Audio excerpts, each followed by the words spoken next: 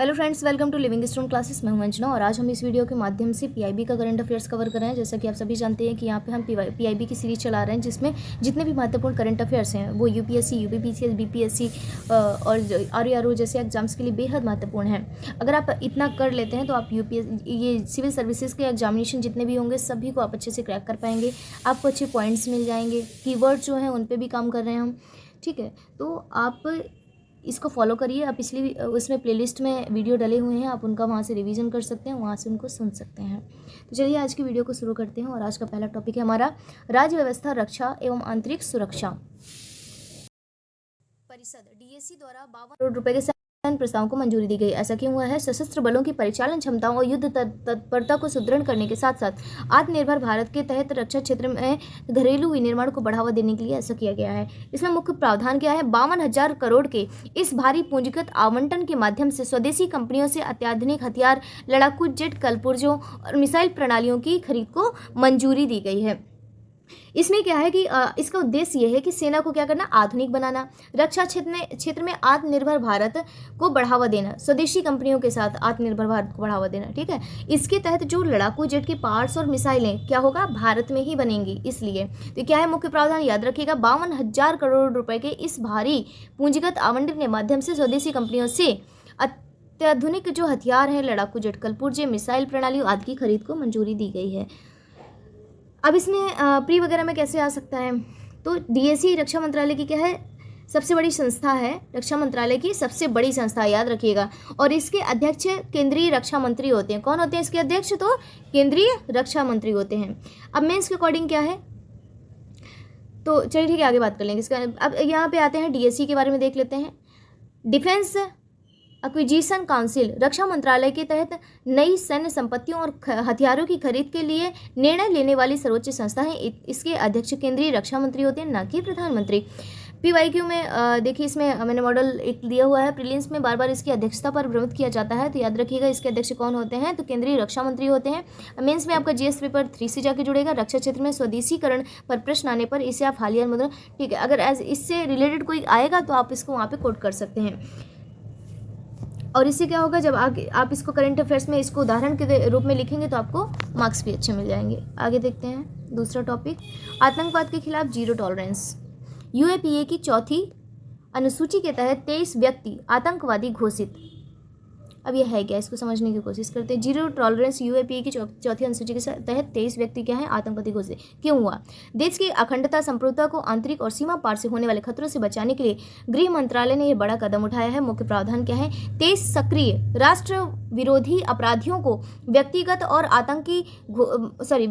तौर पर क्या किया गया? आतंकी घोषित किया गया है, जिसके बाद सुरक्षा एजेंसियों को उनकी संपत्ति कुर्क करने का पूरा अधिकार मिल गया है। अब देखते हैं न्यूज़ क्या थी। उनको क्या? आतंकवादी घोषित किया गया है। तो अब इस जो सूची में टोटल जो आतंकवादियों की संख्या कितनी हो गई? टोटल 80 हो गई, ये भी याद रखिएगा। इसमें क्या होता है? पाकिस्तान पीओके के से भारत के खिलाफ जो ड्रोन से हथियार तस्करी, टेरर फंडिंग, घुसपैठी जैसी जितनी भी गतिविधियां शामिल होती हैं, इसकी वजह से इनको इस सूची में शामिल किया गया है। अब देखें यूएपीए है क्या? यूएपीए 1967, इसके फुल फॉर्म है अनलॉफुल एक्टिविटीज प्रिवेंशन एक्ट।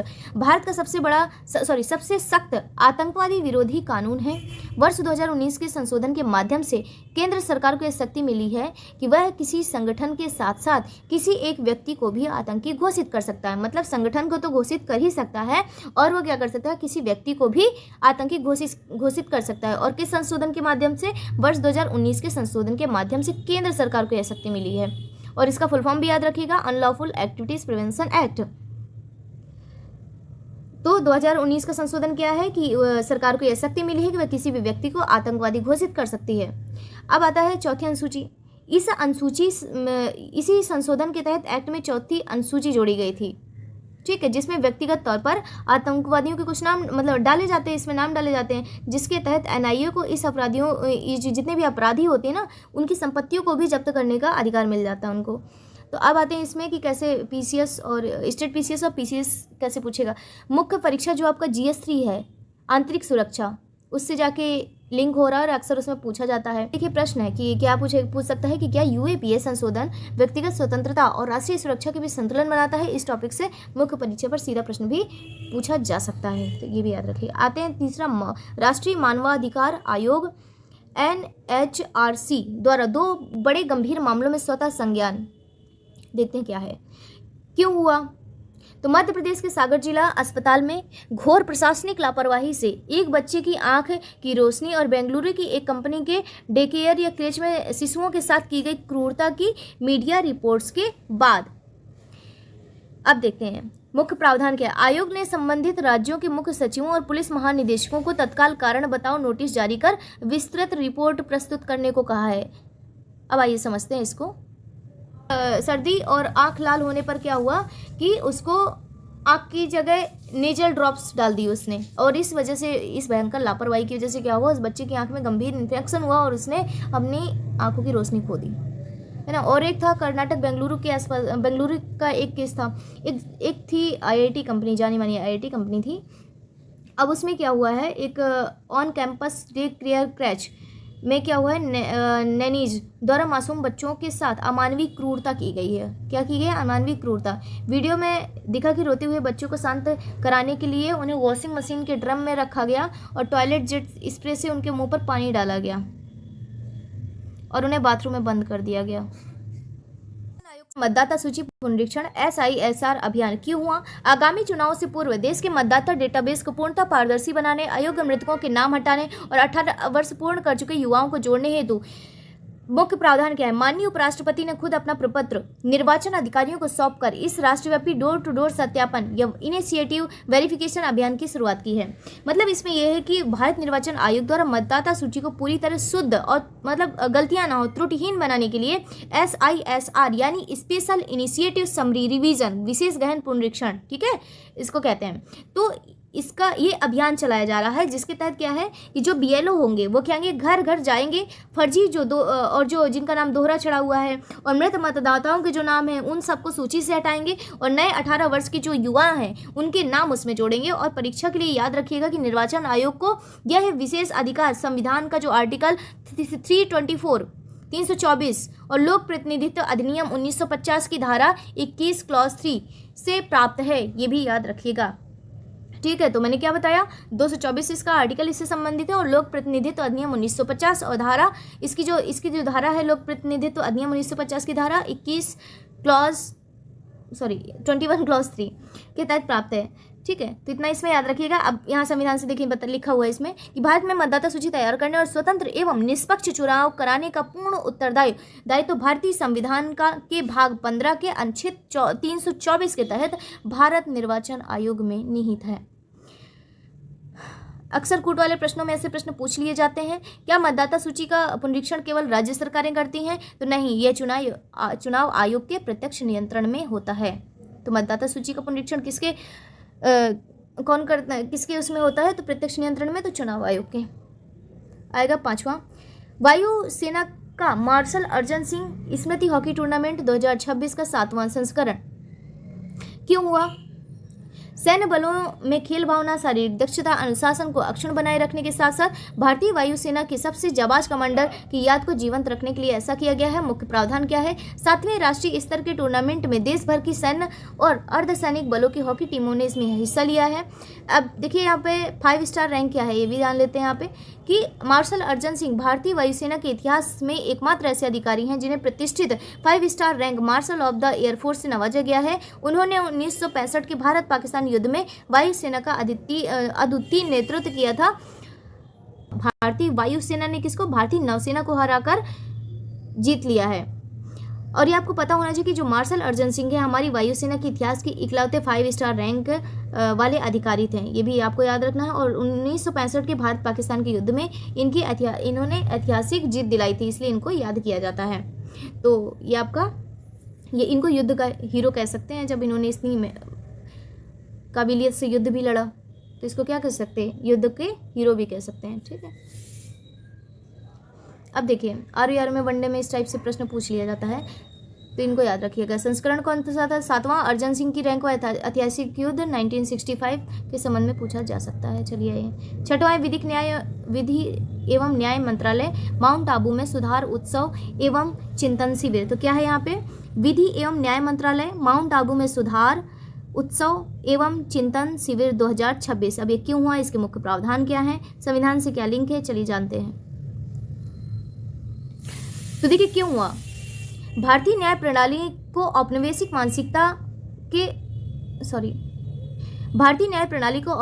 मानसिकता के अवशेषों से पूरी तरह मुक्त करने और अदालतों में लंबित करोड़ों मुकदमों के त्वरित निस्तारण को ब्लूप्रिंट तैयार करने के लिए। ठीक है, तो अब इसमें क्या है, भारत सरकार के विधि एवं न्याय मंत्रालय ने राजस्थान के माउंट आबू में 2 दिवसीय सुधार उत्सव एवं शिविर चिंतन 2026 का क्या किया है, आयोजन किया है। माउंट आबू में ज्ञान सरोवर में इन्होंने 2 दिवसीय सुधार उत्सव एवं चिंतन शिविर 2026 का आयोजन किया है। अब चलिए इसके बारे में जानते हैं कि इसका मुख्य प्रावधान क्या है, क्यों आयोजित हुआ, इसका उद्देश्य क्या है। तो इसने क्या किया, विकसित भारत @ 2047 का रोड मैप ये प्रस्तुत करता है। इसका उद्देश्य क्या है, भारत की जो कानूनी और विधायी प्रणाली को आधुनिक बनाना, कुशल बनाना, पारदर्शी बनाना और नागरिक केंद्र मतलब सिटीजन सेंट्रिक कह सकते हैं आप, बनाना है।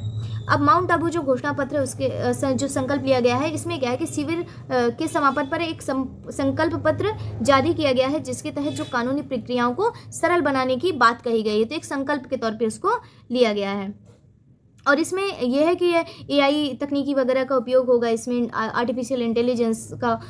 ठीक है, तो इस तरीके से होगा। कोर्ट के बाहर जो मध्यस्थता और सुलह के जरिए जो विवाद हैं उसका निपटारा आसानी से कराएगा, ताकि जो देश का आर्थिक विकास है वो तेज़ी से हो सके और बहुत ज़्यादा जो पेंडिंग मामले पड़े हुए हैं उसका निस्तारण हो सके, उसका ब्लूप्रिंट बनाया जा सके, और उसकी जो कानून की जो भाषा है वो सरल रहे, स्पष्ट रहे, आम नागरिक भी उसको आसानी से समझे। ये सारे काम इसमें किए गए हैं। तो आर्टिकल इसका जो है कौन कौन से रिलेटेड रहेंगे, पहली बात तो देखिए जो आर्टिकल 39A है समान न्याय और मुफ्त कानूनी सहायता, इस तरीके से है ना आपका DPSP में। तो DPSP ये जो है आर्टिकल 39A क्या करता है, DPSP राज्य को निर्देश देता है कि गरीबों को न्याय से वंचित ना किया जाए, यह समान न्याय और मुफ्त कानूनी सहायता।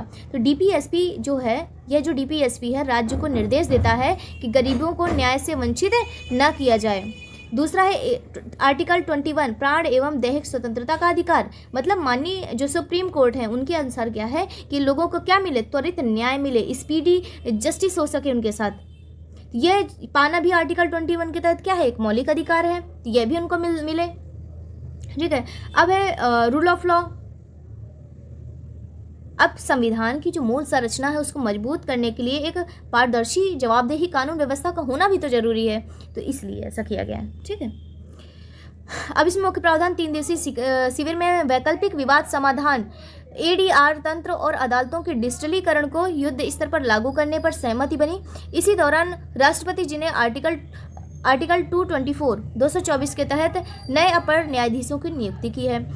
आर्टिकल 224 की बात कर लेते हैं। इसके तहत राष्ट्रपति उच्च न्यायालयों में कार्य की अधिकता को देखते हुए अधिकतम 2 वर्ष की अवधि के लिए अपर न्यायाधीशों या एडिशनल जजेस की नियुक्ति कर सकते हैं। कौन कर सकते हैं, राष्ट्रपति, उच्च न्यायालयों में कार्य की अधिकता को देखते हुए। तो बहुत सारे मामले पेंडिंग पड़े हैं, इसलिए ऐसा इन्होंने किया है। अब देखिए GS पेपर 2 न्यायपालिका से क्या लिंक हो रहा है, लंबित मामलों की समस्या, न्यायिक सुधार पर प्रश्न आने पर चिंतन शिविर 2026 ADR तंत्र का उल्लेख उत्तर को सबसे अलग बनाएगा, तो वहाँ पे आप इसका उल्लेख कर सकते हैं अपने आंसर राइटिंग में। आते हैं भारतीय नौसेना की पूर्वी बेड़े के युद्धपोत उदयगिरी, कवरत्ती और शक्ति का सिंगापुर दौरा। समुद्री सुरक्षा सहयोग को प्रगाढ़ करने, सैन्य अंतःक्रियाशीलता या इंट्रोप्रेबिलिटी को बढ़ाने और हिंद प्रशांत क्षेत्र में शांति को सुनिश्चित करने हेतु ऐसा हुआ है। मतलब ये कि भारतीय नौसेना की जो पूर्वी बेड़े के जो युद्धपोत है INS उदयगिरी, INS कवरत्ती और INS शक्ति का सिंगापुर के चांगी नौसैनिक अड्डा के दौरान क्या हुआ, भारत सरकार की जो एक्ट ईस्ट पॉलिसी है, महासागर जो दृष्टिकोण है इसका, आसियान भारत जो समुद्री सहयोगी वर्ष 2026 के उद्देश्यों को ये बढ़ावा देता है और इसके तहत यहाँ पे ये दौरा किया गया है। अब ये जो दौरा है दक्षिण पूर्व एशिया में भारतीय नौसेना की जो ऑपरेशनल जो डिप्लॉयमेंट है इसका एक हिस्सा है, जिसका मुख्य उद्देश्य है कि भारत सिंगापुर की नौसेनाओं के बीच क्या होना, आपसी समन्वय का होना, समुद्री सुरक्षा, द्विपक्षीय रणनीतिक साझेदारी को भी ये मजबूत करेगा, इसलिए ऐसा किया गया है।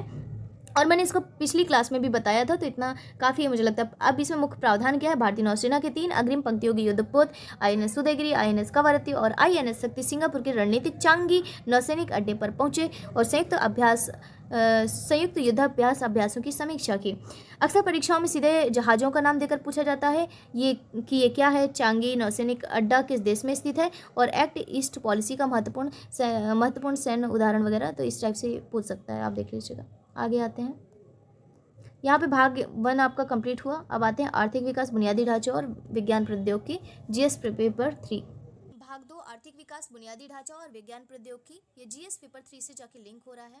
तो दोस्तों आज के लिए हम इतना ही रखते हैं, आप इसको अच्छे से रिवीजन कर लीजिएगा। और हाँ, आप लोगों से एक रिक्वेस्ट है कि मैं वीडियो बहुत ही मेहनत से बनाती हूँ और मुझे आप लोगों के सपोर्ट की बहुत ज़रूरत है। प्लीज़ इसको कम से कम एक लाइक कर दिया करिए, और अच्छा लगे तो कमेंट भी कर सकते हैं कि कैसा लगा और इसमें मैं क्या सुधार कर सकती हूँ, ये भी आप मुझे बता सकते हैं। ठीक है, तो प्लीज़ आप सभी से मेरा अनुरोध है, इसको लाइक शेयर सब्सक्राइब कर दीजिएगा। मिलती है अगली वीडियो में अगले टॉपिक के साथ। Thank you. जय हिंद, जय भारत।